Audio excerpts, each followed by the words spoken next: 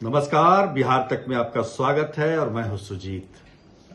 तो कल दूसरे चरण का मतदान एक बार फिर 20 जिलों के 122 विधानसभा क्षेत्रों में। पिछली बार यानी कि पहले फेज में तो काफी अच्छी वोटिंग हुई, 65% से ऊपर की वोटिंग, और महिलाओं ने बढ़ चढ़ के हिस्सा लिया। इस बार क्या होता है, क्या 65% का जो रिकॉर्ड बना है वो दूसरे चरण में टूटेगा या क्या होगा? क्योंकि एक बार जब मतदाताओं का जोश हाई होता है तो चाहेंगे कि जो पहले चरण का जो रिकॉर्ड है उसको हम तोड़े। अब देखिए इसमें कितना सफल हो पाते हैं ये देखना होगा। हालांकि इस बार आप ये कह सकते हैं कि आबादी ज्यादा है, मतलब आबादी का मतलब मतदाता ज्यादा हैं, तो निश्चित तौर पर वोटिंग भी ज्यादा होनी चाहिए। 122 सीट है, पिछली बार 121 सीटें थी, पिछली बार 18 जिले थे, इस बार 20 जिले हैं, तो निश्चित तौर पर चांस है तोड़ने का, लेकिन ये मतदाताओं के ऊपर निर्भर करता है। देखिए अभी का जो चुनाव हो रहा है ये बॉर्डर एरिया में हो रहा है। बीच का हिस्सा जो बिहार का बीच था वो तो वहां पहले चरण में वहां चुनाव निपट गया है और जो उम्मीदवार थे उनका भाग्य जो है ईवीएम में बंद हो चुका है और वज्र गृह में बड़े ही कड़े सुरक्षा व्यवस्था के साथ रखा हुआ है। लेकिन ये दूसरे चरण में जो मतदान हो रहे हैं उसमें आप देखिए नेपाल की सीमा लगी हुई है, उत्तर प्रदेश की सीमा लगी हुई है, बंगाल की सीमा लगी हुई है, झारखंड की सीमा लगी हुई है। तो सीमाई क्षेत्रों में चुनाव हो रहा है। हालांकि हम लोग सीमांचल तो कहते हैं, बस वही 4 जिले हैं हमारे, अररिया, पूर्णिया, कटिहार, किशनगंज, ये 4 जिले जो सीमांचल कहलाते हैं। सीमांचल में क्या होगा, वोटों का ध्रुवीकरण, अल्पसंख्यक बहुल क्षेत्र। पिछली बार ओवैसी काफी अच्छा कर गए थे, इस बार क्या करते हैं, तो उसी का लेखा जोखा एक मोटे तौर पर देखिए हमने जो आकलन किया है उसके अनुसार इस चरण में जो है हम ये कह सकते हैं कि कुछ क्षेत्रों में महागठबंधन अच्छा कर रही है तो कुछ क्षेत्रों में एनडीए का प्रदर्शन अच्छा हो रहा है। पिछली बार जैसे हमने कहा था कि शाहाबाद के 2 जो जिले हैं, आरा बक्सर में एनडीए का अच्छा प्रदर्शन हो रहा है, उसी प्रकार शाहाबाद के जो और जिले हैं, कैमूर, रोहतास और ये जिले हो गए, और इधर आप मगध में आ जाइए तो मगध में औरंगाबाद, गया, जहानाबाद, अरवल, तो इन तमाम जगहों पर।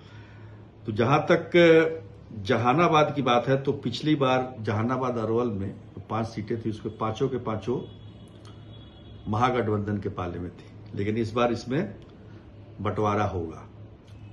कितना होगा ये आपको कल बताएंगे। उसी प्रकार औरंगाबाद में 6 सीटें थी महागठबंधन के पास, उसमें भी बंटवारा होने की पूरी संभावना है। रोहतास में भी 7 में 7 महागठबंधन था, उसमें भी बंटवारा हो रहा है, और कैमूर में भी 4 में 4 महागठबंधन के पाले में। तो यहां एक हो सकता है कि बीएसपी को एक सीट मिल जाए। लेकिन आप चंपारण में जाइएगा तो चंपारण के दोनों चंपारण को मिलाकर 21 सीटें हैं, जिसमें से पिछली बार एनडीए को 17 सीटें आई थी, लेकिन इस बार ये आंकड़ा एनडीए नहीं छू पाएगा, यहां कुछ कमी होगी। उसी प्रकार बाकी और जगहों पर जो देखने में आ रहा है वो सीतामढ़ी में कांग्रेस वही स्थिति है, मधुबनी में एनडीए कुछ घट सकता है, सुपौल में भी महागठबंधन ने जोर पकड़ा है, वहां पर कुछ सीटें महागठबंधन को आ सकती हैं। 5 सीटें हैं वहां पर, पिछली बार 5 के 5 जेडीयू को गया था, एनडीए को गया था। अररिया में कांग्रेस वही स्थिति रहने वाली है, इस बार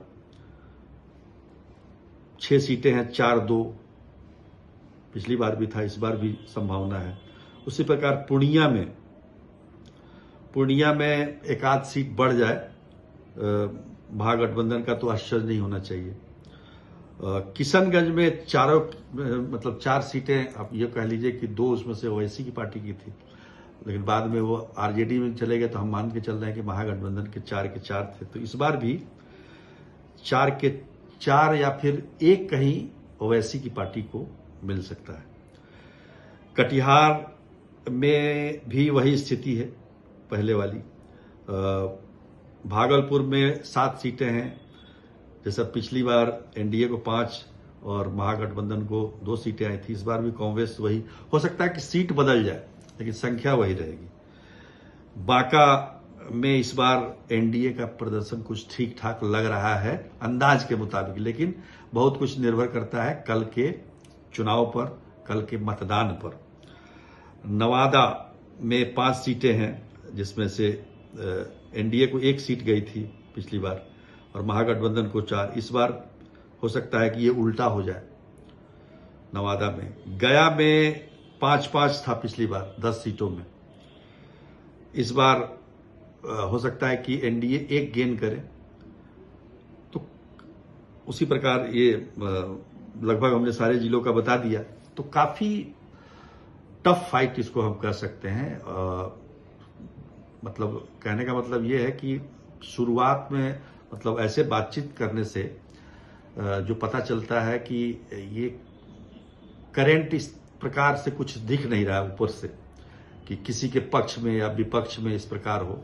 खास सेगमेंट में देखिए, शाहाबाद और मगध में पिछली बार अच्छा प्रदर्शन नहीं था एनडीए का, इस बार अच्छा प्रदर्शन हो रहा है। बहुत अच्छा तो नहीं कहेंगे, लेकिन हाँ, पिछली बार की अपेक्षा अच्छा ही कहा जाएगा। उसी प्रकार से आपको मिथिलांचल में या फिर चंपारण के क्षेत्रों में भी महागठबंधन का ज्यादा, मतलब पहले से ज्यादा सीटें उधर आ सकती हैं। सीमांचल तो है ही उनका। तो निश्चित तौर पर कांटे की लड़ाई है और कल का देख लेते हैं, कल का वोटिंग पैटर्न क्या होता है। बहुत सारे लोग ये कह रहे हैं कि ज्यादा वोटिंग हो रही है तो ये बदलाव के लिए हो रहा है। युवा किसको दे रहे हैं, महिलाएं, इस पर लगातार चर्चाएं चल रही हैं, लेकिन सब कुछ बंद है ईवीएम के अंदर कि भाई मतदाताओं ने अपना क्या मत दिया है, किसके पक्ष में दिया है, किसके विपक्ष में दिया है, ये सब कुछ ईवीएम के अंदर है। और कल का एक चुनाव हो जाए, उसके बाद तो फिर 14 तारीख को सब लोग देखेंगे कि क्या रिजल्ट आ रहा है। पर दोनों चरणों का हमने चुनाव से पहले समीक्षा की है। देखिए कहां तक सही हो पाता है। तो आज के लिए इतना ही, तब तक के लिए नमस्कार।